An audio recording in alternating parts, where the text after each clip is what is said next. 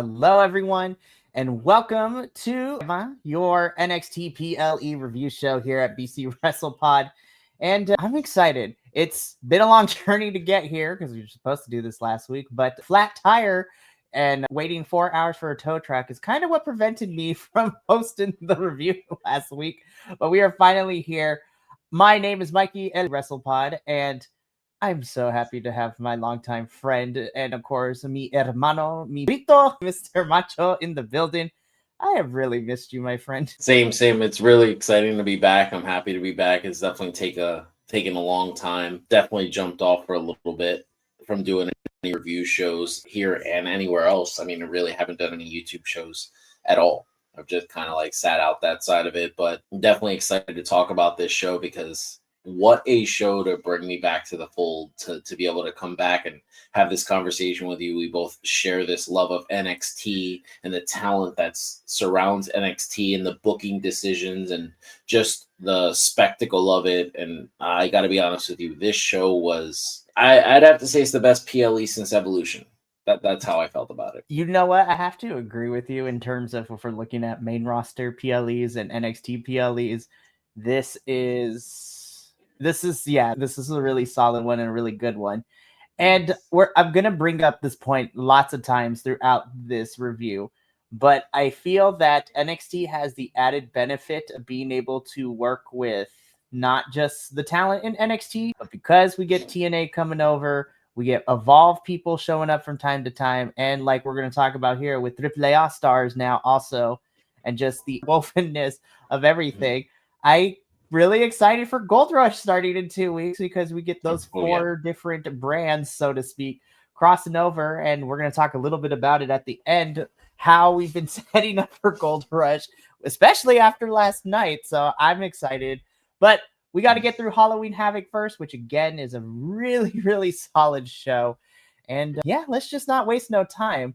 So I appreciate now because I watch everything. Sometimes I love me a card that has lots of matches. I also am glad that Halloween Havoc, we're like, you know what? Let's just give y'all 6 matches and we're good to go. I'm like, hey, that's a solid sweet spot for me. It's not too less. It's not like 15,000. It's not a 15,000 match card, which, I will also enjoy. I'm not going to lie. But this was the perfect sweet spot. And colored me surprised. I think NXT did a really good job for me personally. They pulled out some swerves that I was like, oh, so we made that decision. I'm here for it. Yeah. So let's just jump straight into it. We got 6 matches to talk about for Halloween Havoc. And we kick things off with a really fun match. Wow. I knew that this was going to be a fun one, but we had opening up Halloween Havoc is a tag team match with Triple Mr. Iguana and La Parca, or at least this version of La Parca, being accompanied by La Iguana as well, taking on probably one of my favorite NXT folks right now, and since his debut, Mr. Javon Evans, and then of course my other personal favorite, Bouncy Boy over in TNA, and the current X Division champion in Leon Slater. I have no words. I was just like, yeah. I thought this match was great. I love, big fan of Javon. We've talked about Javon a lot on these NXT reviews. Leon has just come on as one of the best, like, high flyers in the business. I mean, clearly, like, probably the best finisher in the game right now. Like, I don't know, like, to take Jeff Hardy's move and then somehow in midair turn it into Juventud Guerrero's finisher is just like wild to me. It is like, oh my God, it's spectacular. This match was really, really fun. It was entertaining. It was great. This was a really smart way to open up the show for me personally, because again, it has all those elements you mentioned. We got high flying athleticism, but the campiness of, wrestling with the shades of like the old school campiness with wrestling. And honestly, these 4 work pretty well together when you mix the athleticism and the camp too, which I love Javon. I love Leon as, of course, somebody who watches and covers TNA here. Their match at Bound for Glory, minus how it ended, was one of my favorite things outside of Mike Santana winning the title. But that's for a whole other show, which we can also talk about because I audibly ugly cried. Same. We'll talk afterwards though, because that moment meant a lot. But Javon and Leon do pick up the victory here. I would love them to run it back. Anytime we get Javon and Leon on the same side or going up against each other, I will take it anytime I can get. And this was a really solid way to open up Halloween Havoc.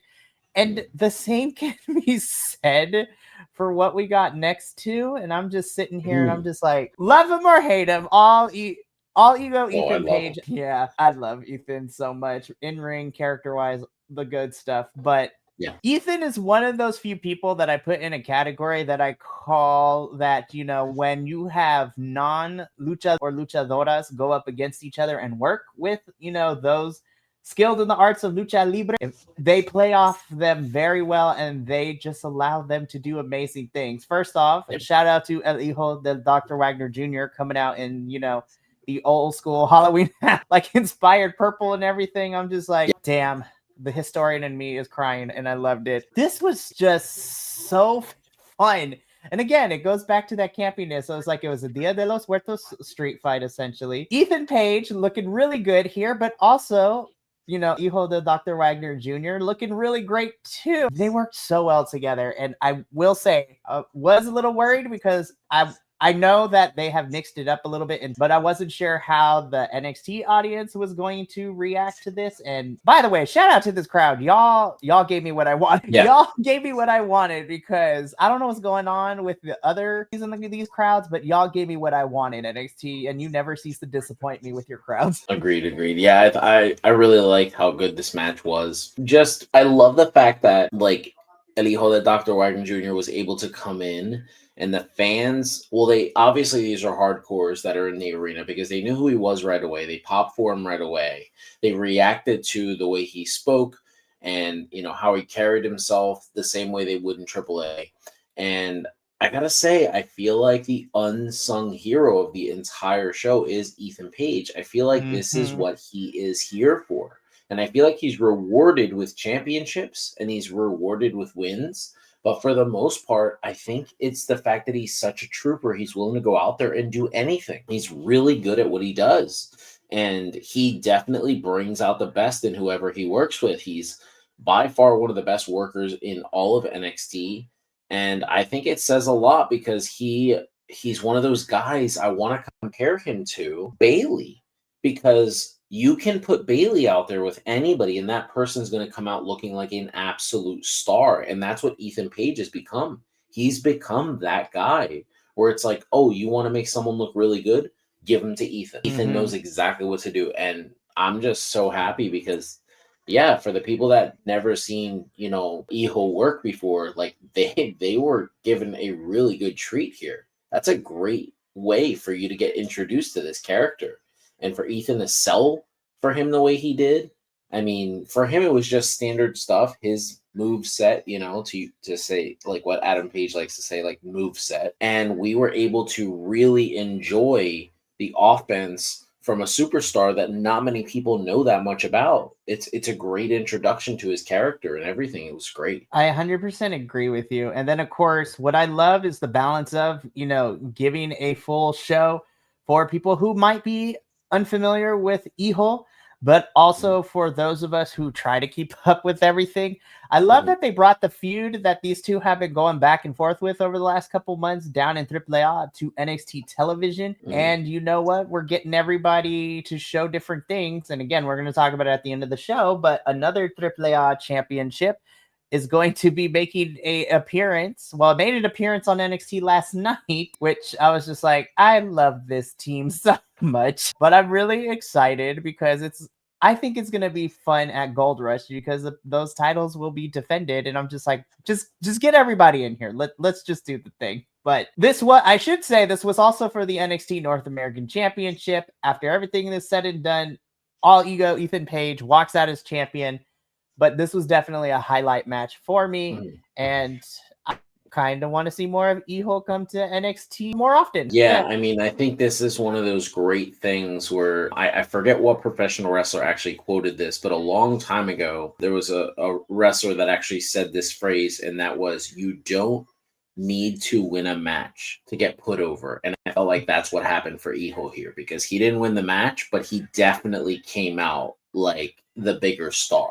And I love that for him. 100%. And you're absolutely right. You want to put someone over, have them work with All Ego, Ethan Page. Yeah. Oh my goodness. But yeah, this Dia de los Muertos street fight was fun. It was great. And so far, NXT was 2 for 2 in the evening. And I was like, all right, I'm having a really fun time. And I'm glad because so I will say it was very unfortunate, the circumstances given, because Soul could not be cleared to wrestle against Blake for this NXT Women's North American Championship. However, I would say it's a blessing in a disguise, because I was so excited when they pivoted to have Zarya compete and defend it on behalf of Soul, but this is like a true one-on-one PLE debut for Zarya. And to go up against Blake Monroe, too, of all people, I was just like, oh, this is a recipe. And this match was a lot of fun. Again, that's the term I'm going to use. Halloween Havoc leaned into the campiness of it being Halloween Havoc, but we also got some really great matches and some really fun storytelling going into, leading into NXT television over the last 2 weeks. But I'm so damn proud of Zarya. I've been wondering when she was going to get a one-on-one. And again, unfortunately, circumstances may they be. This was fantastic, and I'm so happy for you, Blake. Yeah, I mean, this match, oh my God. I had to, I was in the middle of doing stuff, trying to watch the match, and I kept stopping because I could not believe what I was watching. There were certain spots, because if you go back to her match, the cage match she had last PLE. Against Jordan, you're right. Yeah, that match was just good old-fashioned, really well-paced wrestling. It was just a pro wrestling match, just classic meat and potatoes wrestling. Nothing super special, a couple little high spots, but nothing outrageous. It was just two women telling an exceptional story about how they despise each other. This match was all about Blake showing the world that not only is she a threat in your mind, but she's a threat in the ring, and she will show you that she is a student of the game. I have Googled, I have researched, I've checked Cage Match, I've talked to wrestling fans from the past. I talked to a couple of people that are still working in the business. I can't find anyone that's ever seen a torture rack into an arm bar. I don't know where Zarya had her up for a torture rack, and it was clear that she was going to give her a modified TKO, right? Which is what the Nikki Bella's new finish, right? Because she doesn't do the torture rack anymore, and turned it into a Fujiwara armbar. And if I could just tell you how impressed that made me, how happy that made me. How long has Brock Lesnar been doing the F5? We've never seen Kurt Angle. We've never seen the 04 Rumble winner. We've never seen Eddie Guerrero. These technical masters that have been in the ring with Lesnar have never turned that move into that. And she did. And to me, that was her way of telling the world, you think you know me, you don't. And my Lord, it almost felt like she didn't show us her true ability in AEW, or Stardom. It felt like she has so much more in her bag that she's willing to show the world. And it's crazy because Zarya selling for her made Zarya look so good. Right? Because she looks like someone where it's okay, I'm going to so I'm not going to win this match, but you're going to remember that I did most of this stuff. And she was able to they both shined. They work really well together. And I don't want this to be a one-off. I need more of these two. 100%. And I think that collision course is still happening, because I know, briefly talking about it, but I know that Zarya is involved with this women's speed tournament to crown the new speed champions, and Soul had to relinquish the title. But yeah, I think this PLE proved, I think Zarya is ready for, a feud, a legit feud. I mean, she and Soul can still be together, because I love that pairing. But with Soul, for however long she's out for, I think it's time to start utilizing Zarya. And I'm like, you guys, there's a reason that Rhea Ripley sings high praise Zarya. If you see her when she was announced that she was going to be here, I was like, oh, the Australians and the New Zealanders are about to take over. And Rhea Ripley's just wait, you guys. She has something special. And I'm just like, yep. Let's go. Let's go. If Rhea Ripley tells you that it's special, you guys trust her judgment. I'm just saying it right now. And my God, like, yeah, I love that you said that, because is that not a true statement? Is that there's no truer statement than that? New Zealand, Australia, they are taking over professional wrestling, and I'm here for it. Let's go. Let's go down under together, because I'm excited for it. I know a lot of people like to put certain parts of the world as like hidden gems, but honestly, for me, watching as much wrestling, I truly feel that New Zealand and Australia in the last 2-3 years, I feel like are the true hidden gems, because you have, I don't even want to say diamonds in the rough. You have true gems waiting to be discovered. And when given the time and the backing and everything, and this is not just applying to NXT, but like I'm thinking of all the crazy Australians that are kind of killing the game right now. Of course, you're talking about Zarya. You know, Rhea Ripley is one of my favorites, and she is at the top of this of this women's division on the main roster. Over in other companies, you have the likes of like Toni Storm, who probably has one of my favorite women's characters within the modern era, and just amazing. You have Kyle Fletcher go from being a tag team wrestler, and due to injury to his tag team partner, Mark Davis, let him run with the ROH TV championship for a little bit, and then to see his character evolve and to see the matches he's had, and he's TNT champion. I'm just like, Australia and New Zealand is where it's at right now. And 100%. and it's just really, it's really fun for me as a wrestling fan to watch other wrestlers, be fans of other professional wrestlers. Yeah, especially here in WWE, Rhea Ripley singing Zarya's praises, telling us to watch out for her. You have Asuka and Io and Kairi with Julia. Stephanie McMahon is just Stephanie to me is the epitome of, she's your favorite wrestler's wrestler. But man, this match was so much fun. I'm so happy Blake Monroe is our new NXT Women's North American Champion. I'm so excited I am here for the era of Blake Monroe. And again, 3 for 3 NXT, 3 for 3. At this point of the show, I'm just like, wow, this is really, really fantastic. Yeah.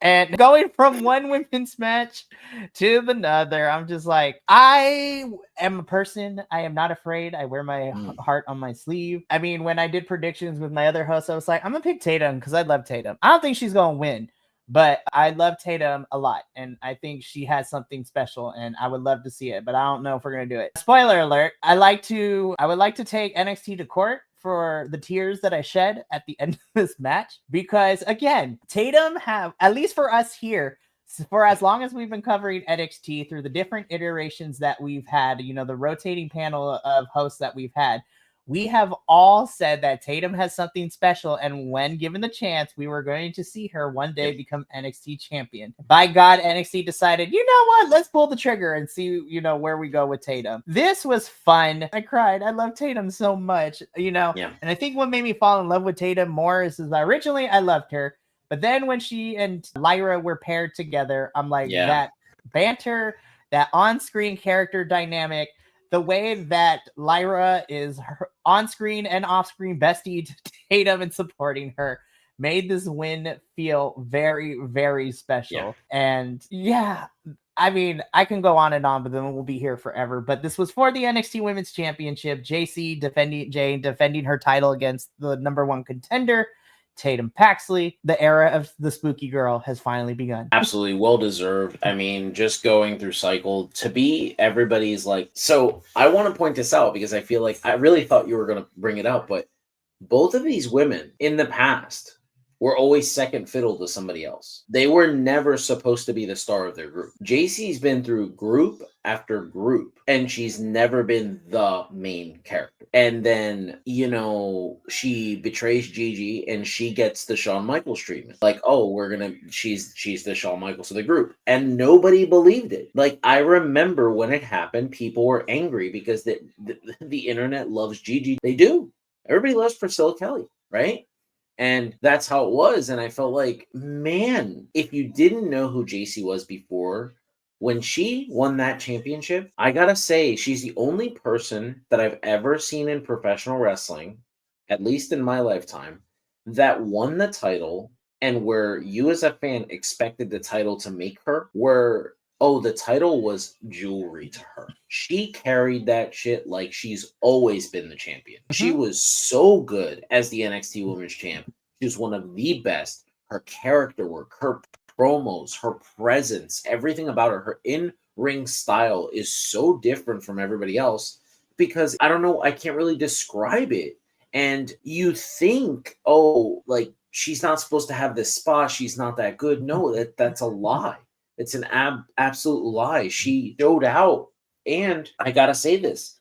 If she doesn't do what she does with this reign, Tatum's win does not feel as monumental because it really felt like Tatum just clawed that championship away from like the best champion on the roster. And that to me is what made Tatum finally overcoming everything to where she had best friends leave and she has nobody supporting her. And then she almost got betrayed at the end of this match. You know, like the whole Izzy thing. Like, listen, Izzy, we get Braun Breaker's your man. You don't have to do his stuff. You know, you can be her friend. Like, chill out.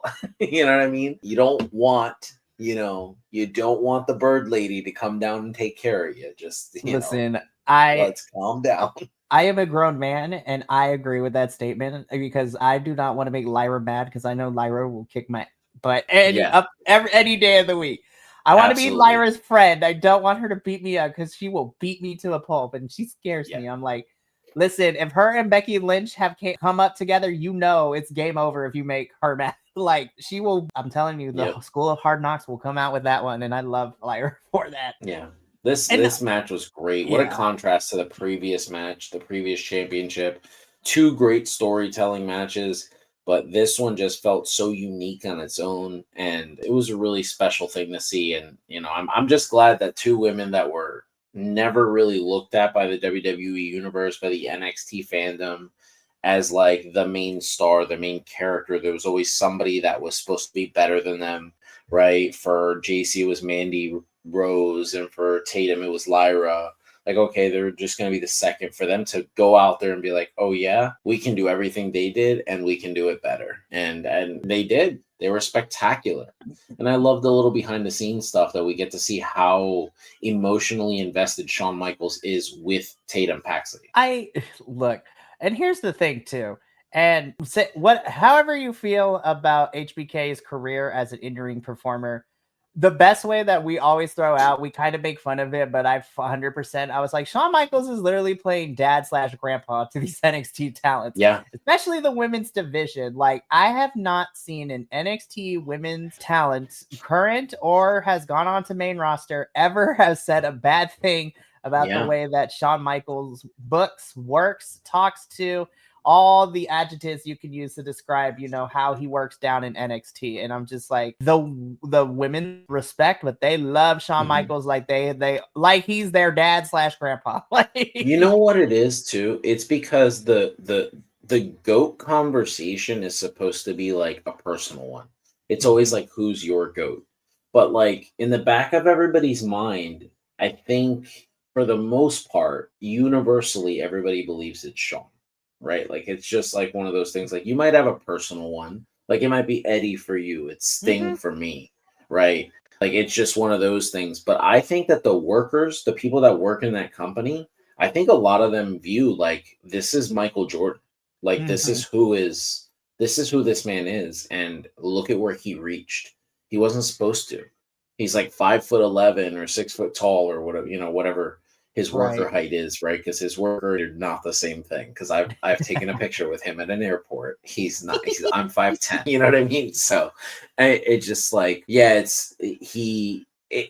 think it's taking advice from somebody like this, and it's what you said. It's a dad grandpa thing where you can tell when he talks about the talent, even in interviews, that he is very much invested in their success. Like, he wants them to do well. There was this really great quote, not like I'm trying to turn this into like a quoting show, but there's this really great quote that the only man who ever wants you to be better than them is your father, right? Like, that's just how it is. Like, that's the only man that ever wants you to do better than them is your father. And then think about it, like Shawn looks at it, that these are all his kids. So he wants them all to do better than him. And it is a beautiful thing to see. It's awesome and it's great the way he lets them go out there and just be themselves. And he just accentuates what's really good with them. Like, oh, you know what, Tatum, you're good at this. You know, we like the spooky, but why don't you show everybody just how athletic you? Why don't we show them just how special you are in this sense, right? Like, you don't always need to be doing these like spooky matches. Why don't you just go out there and have a good wrestling match? Show them that you were a power lifter, that you can do all of this stuff. Like, I think it's spectacular how he's able to just really bring out the best in all of this talent. 100%. And again, because Shawn Michaels works with this talent and truly, like you said, wants to see them succeed in all aspects. That's why, you know, of course, the hope for all these talents is for them to make it to the main roster one day. That's for Raw and SmackDown. And we would love to see them on Raw and SmackDown. But it's just, I love it because, you know, I feel that NXT and Shawn Michaels, they put in the work. They make NXT great for everyone, character-wise, wrestling-wise. And then, you know, because we're speaking about NXT and I don't want to dive too much in Raw and SmackDown, but there's a reason that, you know, myself, Macho, and a couple other people within our podcasting circle get a little frustrated when our NXT call-ups happen. And then I was like, you had the playbook. Why did we mess it up? Yeah, I don't get it. I feel like in NXT, it's a smaller scale and they're able to just let the talent be successful, and the return of investment is just getting the person to the main roster as opposed to like worrying about the money they make. And I think they have to ride the wave of money on the main roster, and that's why they keep trying to pull every single penny at it over and over, as opposed to just booking to improve talent and make people better. And I also think a lot of what's, you know, the difference is like, this is a youth movement. That's like a lot of the people on here are like, you're young. Like, people don't even know because you'd have to Google it. Like, Obafemi's 28. This man is in his 30s. Like, he's not even there yet. These are literal kids. Like, I say they're the NXT kids, but truly they are NXT kids, young adults who are shaping to be the future for this business and WWE. So I'm just like, but I am so happy. Whatever you have to say, I love JC. She had a fun run as NXT Women's Champion, and for her character, she also, as somebody who watched TNA, I was just like, I hate you holding that TNA championship, but not like actually hate you, but I was just like, now you're making me excited to see who's going to take that title off of you. Yeah. I was just like, and same thing with the NXT Women's Championship. I was like, oh man, I don't hate you personally, JC, but I was like, man, you are making everybody look really cool. And I can't wait to see who is going to finally take the title off of you. And you know what? This was a fun match. I love the celebration, you know, after this match. And we closed the show, fast forwarding a little bit, on Tatum celebrating backstage and telling the world that things are going to get crazy on NXT on Tuesday. So congratulations to Tatum. I'm excited to see where her championship reign goes. A lot of fun into this. So we get into our semi-main event next. And I was just like, oh boy, say what you will say. I feel like I'm going to be in the minority when I say this. Again, the Hardys of a certain age, but the craziest thing is, it was just like, damn, they still kind of got it when it comes to these kinds of matches. I was like, don't hurt yourselves now. I feel like the Hardys are like the greatest tag team ever, right? And I feel like everything that they do is for tag team wrestling. They want to like push the next crop. They want to make the next star. And even though Ava was kind of mean on Twitter, calling them, you know, Walmart Shield, thought that Dark State, they looked really good. I know we weren't really excited with them originally. Like, I think when they debuted, we were like, what is this? Like, I don't think you were really into it yet. Is this? I was like, they have grown on me a little bit. I still am a little upset with them. I was just like, now I know we were playing it off with laughs with Cutler over here, just being very sus about everything. And it was annoying. But I feel that from here, and the last 2 weeks I've seen Dark State, I'm like, I still need to fill you out. But now I feel like there is some cohesion into where we're going with you guys as an actual stable and a faction. And I was like, okay, I'm invested a little bit now, and I'm here for it. We have motivation is what I call it. Now you have a direction of where we're going, which is all I wanted from you guys when you first came together. Yeah. This tag match, this run for the Hardys, it reminded me of Becky coming back and winning the NXT championship. The whole run, the whole 42 days of her championship was designed to put someone over. It was like, let's pick someone, let's give this person the strap, let's get this person ready for the next level. And that's what I think the Hardys did. And boy, did they find success, because there were a couple of spots in this match, and I think it was like, it's tough to have this kind of match in such a small venue, because the Hardys are used to having it in like these monstrous arenas and stuff like that. But I really feel like I enjoyed this match. I knew exactly what I was getting out of it. And I stand on this, and I'm going to stand on this until he officially retires. Jeff Hardy can go to the main roster right now, and he could be a main eventer. And you can't convince me otherwise. Jeff Hardy's as good as he was back in the day. I don't know if Matt is necessarily the Matt Hardy like V1. I don't know if he's necessarily like, that version. Awesome theme song, by the way. Really great song. You guys should Google it. It's amazing. But yeah, I just feel like Jeff Hardy, like MVP talked about it on this podcast, where he said that like Stone Cold Steve Austin got over with a kick and a punch. And I feel like what he was trying to tell people, that I think people misread what he was saying, was he's not saying stop doing the flips. That's not what he's saying. Add this character to those flips. So when your body tells you I can't do this anymore, now you have this character that the fans are invested in, and they're like, you know what? Maybe we didn't like we don't miss the flips as much because we love you. We love who you are. And I feel like that's how it is. Like Jeff Hardy, he's probably the most beloved superstar. By every community. I think everybody loves Jeff. I think he can do anything. I would like to see him with one big singles run. And I 100% agree with you. And I feel that in the last maybe 10 years or so, I want to say, he organically is like everyone's favorite. So everybody knows me here at BC Wrestle Pod. I have my hands dipped into a whole different plethora of things, right? But again, a term that I brought up earlier, Jeff Hardy is your wrestler's favorite wrestler in a sense. Like, because I cannot find anyone on I don't dig too deep in the internet for my own sanity.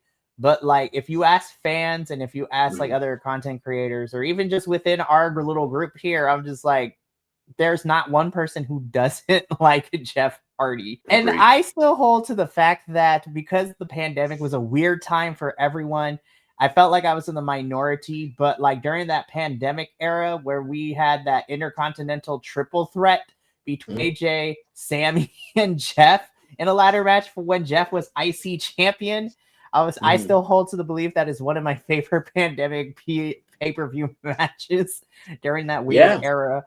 Because I was just like, it was creative, it was different, because Sammy had literally locked Jeff's earlobe with the gauge, with the chain and the handcuffs. And I'm just like, we didn't get a run back. And I was like, that's a shame. That was a shame. Yeah. It was just a really weird, it was a really fun time where the creative was like, let's just see what happens. And there were some moments where things kind of didn't work out. Like, I still hold to the belief that Kevin Owens versus Roman Reigns for that championship in basically a false count anywhere match, where we saw Kevin Owens commit vehicular manslaughter, where he comes out of frame and runs Roman over with the golf cart. And then Paul Heyman, I was like, I know it's live, but damn, Paul, we were struggling with the keys. I was like, but it was still, but Dark State is your NXT Tag Team Champs once again. And I'm really digging the feud that we're getting with Dark State now, feuding with Javon, and by osmosis, Leon Slater at the same time too. So I was just like, now I'm invested. And we're going to talk a little bit after a bit, because I was just like, finally, I need more time. But I was like, finally, we let Saquon Sugars wrestle against Javon. And it was fun. And I need more Saquon in my life. Anywho, so again, even though some spots were not necessarily the best, I had a great time with this. I was like, wow, this flew by. I had a great time. We got one match left. And okay, so I love me some Ricky, right? I really, really do. I still think this was a solid match. I, by no means, in shape or form, am I going to say this match was bad. But given everything that we got prior to this in the last 5 matches, I was like, this was pretty solid. This was like the true, like only really non-campy, non-gimmicky match. But hey, it's for the NXT Championship, so it makes a lot of sense. Yeah, I mean, I think Trick is dealing with the Braun Breaker stuff. Like, they kept Braun back for a while. I enjoyed this match. I felt like it was more, that's what it was supposed to be, just two guys that really dislike each other go out there and they just like bang out. And I really enjoyed it. I felt like this was monumental, the third straight PLE for NXT with 2 black men as the main event. I thought that was just spectacular. Great representation for that community. Obviously, NXT does right by, you know, people of color as well as women. And I think that they showcased, and I love the fact that Ricky and Trick have this feud that I'm so glad it's not over, because I feel like there's so much more for these two to do. And the way I look at it is Ilya Dragunov put over Trick Williams the way he did. Carmelo. Looks like my co-host is frozen. No. Oh no. Alrighty, well, while we get that all situated, right, I want to give my quick thoughts about this really well. So as Macho was saying, I'm really glad to see that this feud is not over. I have had my issues with Trick, at least now, because he is facing the Braun Breaker effect where they kept it back a little bit. I think Trick is ready to move to main roster. I'm scared for him on main roster, but I think he's ready to move to main roster. And honestly, unless they're doing something more after this, we're getting a last man standing match between these two next week, I believe, on NXT, which I'm kind of surprised we didn't wait till Gold Rush for it. It is what it is, as the kids say. But yeah, this definitely was a fight. I feel that this was not necessarily like the most gimmicky match or campy match, but it was a fight and it needed to be. We have quickly developed this feud where these two hate each other's guts. And, it was a lot of fun for sure. Of course, Ricky Saints ends up retaining the NXT Championship. And yeah, Ricky celebrates as Halloween Havoc goes off the air. I'm going to wait for a little bit to see if Macho comes back on. I know the technology doesn't want to work with us sometimes. I mean, it wouldn't be a BC Wrestle Pod show without it. But I do want to quickly talk about what NXT has been like the last 2 weeks, because we didn't, unfortunately, due to my circumstances, we didn't get to review Halloween Havoc last week. And we've had 2 weeks of NXT. So NXT has been kind of cooking. We've gotten some new feuds and some storylines coming out. The next big thing for NXT is Gold Rush, which is, a joint show, which is going to include NXT, Evolve, TNA.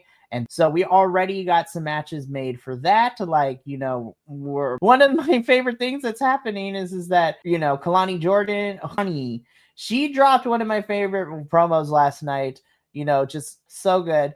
And after defeating Tara Mae Steele, she is defending her TNA Knockouts Championship in a triple threat against, TNA's Liang Lee and Jordan Grace. So it's going to be a good match. I think it's going to be fantastic. Yeah, but I was just like, the fans were not here for Kalani. And I love that promo so much. Welcome back. Technology's weird. Storm here in Pennsylvania where I'm at, and it just shut down all the internet and everything. So I had to run downstairs and reboot it and everything. Trust me, I have had those moments. But you came back at the right time, because I was talking about how I really loved Kalani's promo from last night. Oh, yeah. Just a spectacular promo. And I'm just like, again, we talked a little bit about it beforehand, but when Kalani was going heel the first time, I was just like, okay, I see where we're going. I need a little bit more. And I was just like, this promo is exactly what we needed. And I'm just like, oh, this is going to be so good. I cannot wait. Yeah. And like I said, I gotta say, I'm very shocked that they allowed her to use Cody in her promo, because he is the face of the company right now, and pointed out something that is very interesting, and obviously her using Dirty Dom, that makes sense, right? Because he's praised for it, because he's like, as he said in his promo yesterday or the day before, that was just spectacular. It was just like, keep my father's name out your mouth, as he says that to his father.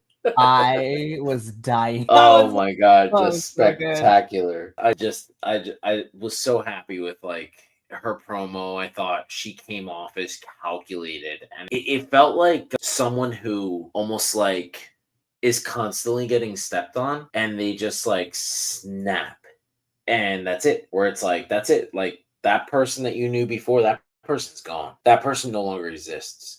And it's so funny because I feel like you brought it up, and now I can't stop thinking about it. It's kind of Bailey's heel turn, right? Yeah. Like, yeah, she does the wave, when she does like the Bailey to belly or something like that in the corner, but that's just like a little throwback. But she's never going back to the hugger, and that's how I feel about Kalani, because there's a lot of people that felt like the bubbly version of Kalani is not. It wasn't really her. That's not really who she is.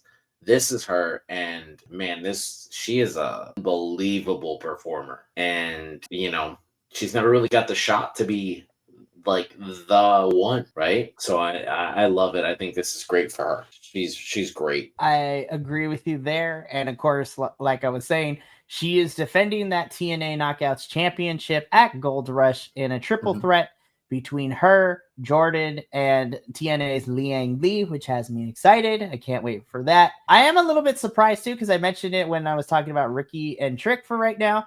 They're not waiting till Gold Rush, unless I was mistaken. We're getting a last man standing match between the two of them next week, which is kind of fun. I'm excited to see where that one goes. Also, I and Will are like in the minority in the fan club here, but I am really happy to see that NXT is giving more screen time to Tavion. I love me some Tavion Heights. Again, his feud with Ethan, I loved him before. I loved him even more after that, as silly as the gimmicks were. And speaking of Ethan, those mixed tag team champions with him and the best person in the world, Chelsea Green, of my heart. Again, those two just know how to make really good TV and really good fun, and also are one of the smartest and also put over everyone.